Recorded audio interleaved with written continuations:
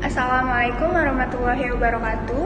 Perkenalkan, kami dari kelompok 5 ingin mempresentasikan tentang keterampilan dasar mengajar 3 yang beranggotakan Azza Salsabila, Evi Agustina Sigitonga, Sabira Feruza Absarini, Siti Anissa Ramdini, dan Siti Aisyah Farawansyah.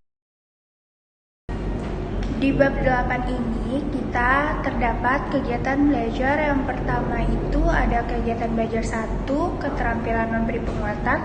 Lalu di kegiatan belajar 2 itu ada pembimbing diskusi. Dan yang terakhir kegiatan belajar 3 itu ada mengajar kelompok kecil dan perorangan. Kegiatan belajar 1. Keterampilan memberi penguatan. Secara psikologis, orang membutuhkan penghargaan terhadap sesuai usaha yang telah dilakukannya, pujian melalui kata-kata, atau memberikan respon positif terhadap perilaku yang telah ditunjukkan oleh seseorang disebut penguatan.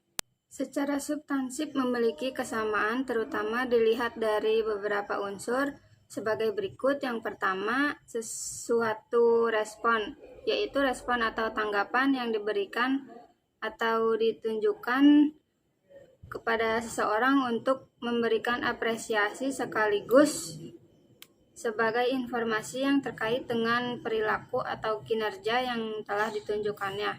Yang kedua, modifikasi tingkah laku, yaitu terkait dengan bentuk atau jenis respon yang diberikan sebagai bagian dari modifikasi tingkah laku guru terhadap tingkah laku siswa. Yang ketiga, dorongan atau koreksi melalui pemberian penguatan dalam bentuk respon atau apapun yang harus ditunjukkan kepada upaya memberikan dorongan kepada siswa. Lalu selanjutnya tujuan dan manfaat penguatan.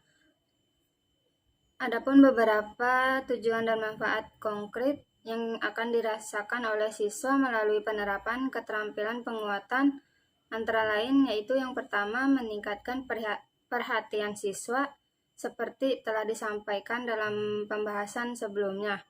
Lalu yang kedua, membangkitkan dan memelihara motivasi belajar siswa. Yang ketiga, memudahkan siswa belajar. Tugas guru sebagai fasilitator pembelajaran bertujuan untuk memudahkan siswa belajar. Yang keempat, menumbuhkan rasa percaya diri pada siswa.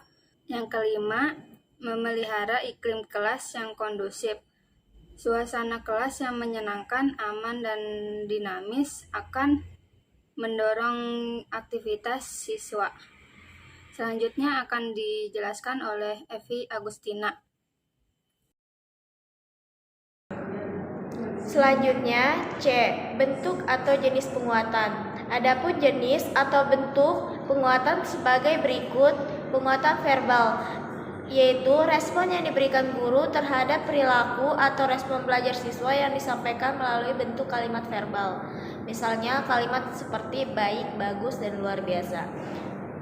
Penguatan nonverbal, yaitu respon terhadap perilaku belajar siswa yang dilakukan tidak dengan kata verbal, melainkan dengan perbuatan belajar siswa. Adapun jenis respon penguatan yang digolongkan ke dalam penguatan nonverbal sebagai berikut. A. Mimik dan gerakan badan yang dilakukan oleh guru sebagai berikut. Mengekspresikan wajah ceria, senyuman, serta gerakan badan lainnya sebagai tanda kepuasan guru terhadap respon siswa. Yang B. Gerakan mendekati. Gerakan mendekati dilakukan guru dengan cara menghampiri siswa, berdiri di samping siswa, serta duduk bersama siswa. Yang C. Sentuhan. Penguatan dalam bentuk sentuhan dilakukan dengan adanya kontrak fisik antara guru dengan siswa, misalnya perjabatan tangan, menepuk, serta mengelus badan. D. Kegiatan menyenangkan. Untuk meningkatkan perhatian dan motivasi belajar siswa, guru dapat melakukan penguatan dengan cara memberikan kesempatan kepada siswa.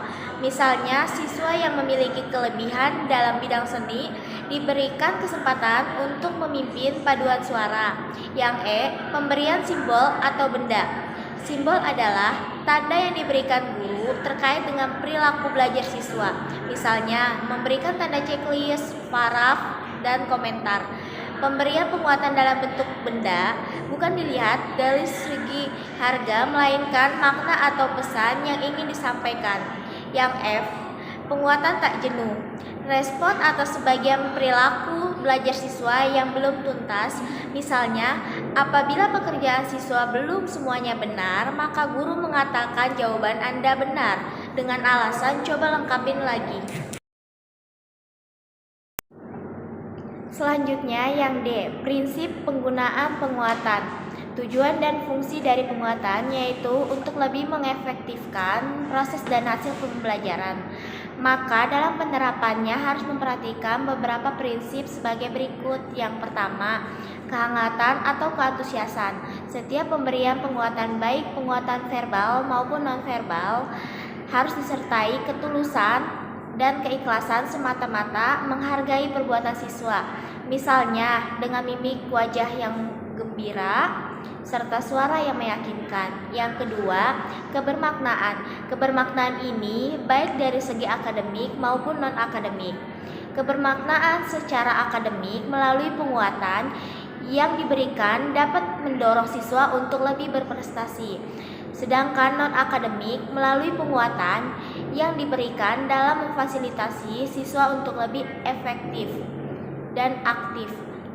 Yang ketiga, menghindari penguatan negatif. Dalam memberikan penguatan, sebaiknya guru menghindari respon negatif. Misalnya, berbicara dengan kata kasar dan tidak mendidik. Lalu di sini ada kegiatan belajar 2, keterampilan membimbing diskusi kelompok kecil. Keterampilan diskusi kelompok kecil ialah suatu proses pembicaraan yang teratur dan melibatkan sekelompok orang dalam interaksi tatap muka yang informal, bertujuan untuk mengambil keputusan atau memecahkan suatu persoalan atau masalah. Jadi, keterampilan membimbing diskusi kelompok kecil ialah siswa melakukan diskusi di dalam kelompok-kelompok kecil di bawah pimpinan guru untuk berbagi informasi, memecahkan suatu masalah, dan mengambil suatu keputusan. Lalu apa sih tujuan dan manfaat kegiatan diskusi? Adapun tujuan dan manfaat dari kegiatan diskusi antara lain yang pertama memupuk sikap toleransi, yaitu setiap siswa akan saling menghargai terhadap pendapat yang dikemukakan oleh setiap peserta diskusi lainnya.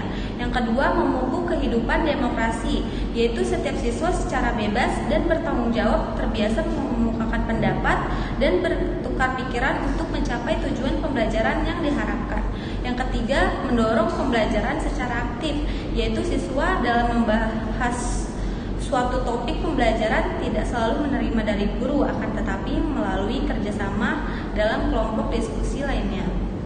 Lalu yang keempat, ada menumbuhkan rasa percaya diri, yaitu dengan kebiasaan untuk berargumentasi yang dilakukan antara sesama teman dalam kelompok diskusi, yang akan mendorong keberanian dan terbinanya rasa percaya diri bagi siswa yang mengajukan pendapat maupun mencari suatu pemecahan. Jadi agar kegiatan diskusi berjalan dengan lancar, maka harus memperhatikan atau mengikuti aspek-aspek berikut ini. Yang pertama itu ada memusatkan perhatian. Jadi selama kegiatan diskusi berlangsung, guru senantiasa harus memusatkan perhatian dan aktivitas pembelajaran siswa pada topik atau permasalahan yang didiskusikannya. Yang kedua itu ada memperjelas masalah dan urunan pendapat. Maksudnya itu adalah pada saat diskusi berjalan kan, itu kadang ada pertanyaan, komentar, pendapat yang disampaikan itu kurang jelas. Maka guru harus segera memperjelas terhadap komentar, pendapat yang kurang jelas itu. Lalu ada yang ketiga, menganalisis pandangan siswa. Nah, di sini yang harus diperhatikan adalah bagaimana agar perbedaan tersebut menjadi pendorong setiap anggota untuk berpartisipasi memecahkan masalah. Yang keempat itu ada meningkatkan partisipasi siswa. Jadi untuk mendorong siswa berpartisipasi aktif, ada beberapa aspek yang dapat ditempuh, yaitu mengajukan pertanyaan, memberi contoh atau ilustrasi, dan sebagainya. Lalu yang kelima ada menyebarkan kesempatan berpartisipasi. maksudnya adalah setiap anggota harus memiliki kesempatan yang sama untuk menyampaikan ide, pendapat, dan sebagainya. Yang terakhir itu ada menutup diskusi. Nah, selanjutnya kita akan masuk kegiatan pembelajaran 3 atau kegiatan belajar 3, yaitu isinya adalah keterampilan mengajar kelompok kecil dan perorangan. Jadi sebelum kita mulai, ada yang tahu maksud dari konsep pendidikan untuk semua atau education for all? Oke, jadi education for all itu di sini terdapat potensi, bakat, minat. Yang maksudnya itu adalah education for all itu mengandung makna bahwa pendidikan harus mampu melayani dan mengembangkan siswa sesuai dengan potensi, minat, bakat yang dimilikinya. Di sini ada pertanyaan, lalu apakah dalam pengajaran klasikal kebutuhan siswa sudah terpenuhi dengan baik? Jawabannya sudah atau belum ya? Secara klasikal, kebutuhan siswa secara individu itu belum dapat terlayani secara maksimal. Mengapa? Karena biasanya guru itu hanya memperhatikan kebutuhan siswa pada umumnya di kelas yang dia ajar. Adapun sifat-sifat atau karakteristik yang bersifat individual belum dapat terlayani secara optimal.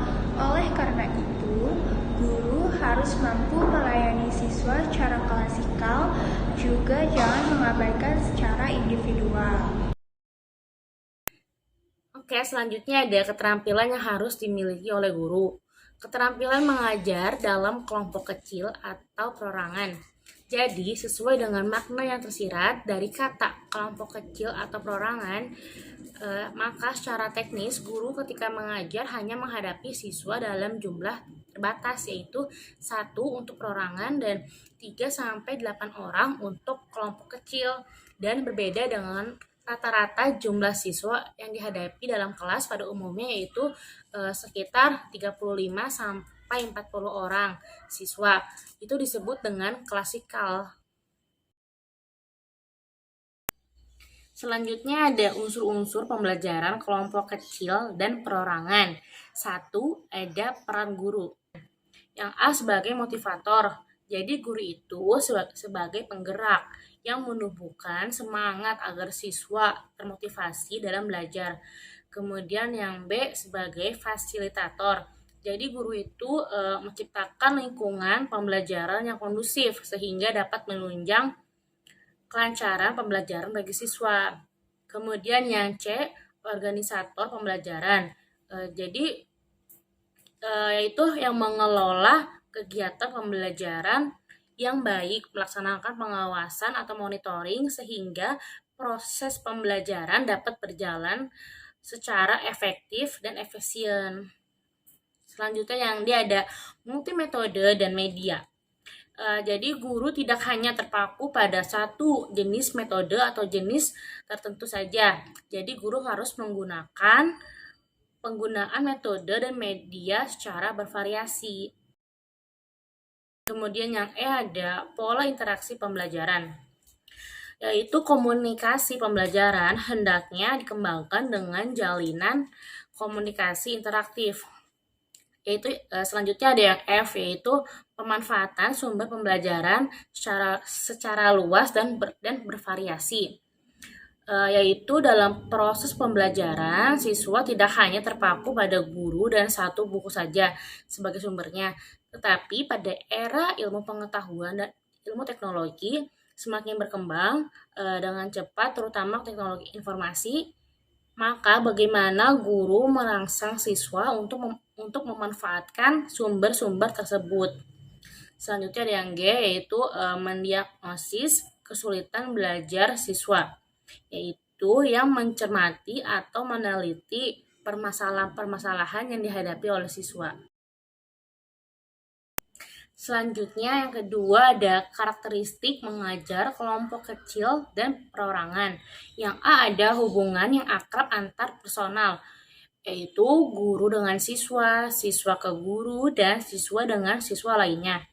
Kemudian yang B ada siswa melakukan kegiatan pembelajaran sesuai dengan cara, minat, dan kecepatan.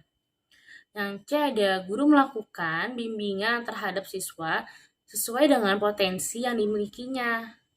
Yang D ada siswa sejak awal pembelajaran dilibatkan dalam menentukan tujuan, materi yang akan dipelajari, maupun proses pembelajaran yang harus dilakukannya.